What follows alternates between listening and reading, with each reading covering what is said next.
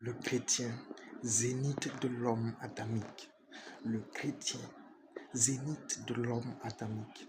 Lorsque Adam a chuté, Dieu, dans sa grâce, a permis le rachat de la race adamique. Et le résultat était la mort, la résurrection et l'ascension de Jésus-Christ pour former des enfants à Dieu. C'est pourquoi dans le livre de 1 Jean, l'apôtre Jean nous dit clairement, le chrétien, c'est celui qui est né de Dieu. Toute personne qui est née de Dieu en Jésus-Christ est chrétien. Le chrétien, c'est le zénith, c'est l'apogée de l'homme sous la chair. L'homme sous la chair était privé de la gloire de Dieu.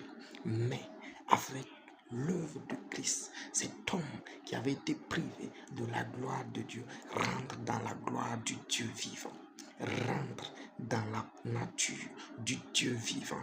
Dans Hébreux 3,14, on nous dit Christ a fait de nous des participants de la nature divine. Le chrétien n'est pas un humain. Le chrétien n'est pas Dieu. Le chrétien, c'est un humain qui a reçu le Dieu vivant. C'est pourquoi l'apôtre Paul nous dit que nous portons un trésor dans des vases de terre. Nous portons la gloire de Dieu dans des vases de terre. 2 Corinthiens 4. C'est pourquoi le chrétien, c'est celui qui a Dieu en lui et qui marche sous la forme humaine.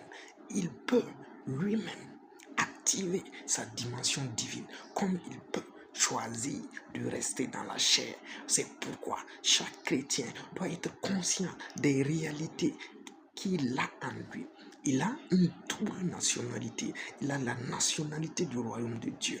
Il a la nationalité du royaume terrestre. C'est pourquoi lui-même doit faire le choix. Une fois qu'il sait, qu'il connaît ces vérités, il doit faire le choix de marcher soit dans l'un, soit dans l'autre. Et pour marcher dans toute la plénitude de la divinité, c'est possible. Et le chrétien doit être conscient de cette vérité. Alléluia. Le chrétien, c'est le zénith de la race adamique. Le chrétien, c'est le zénith de la race adamique. Alléluia.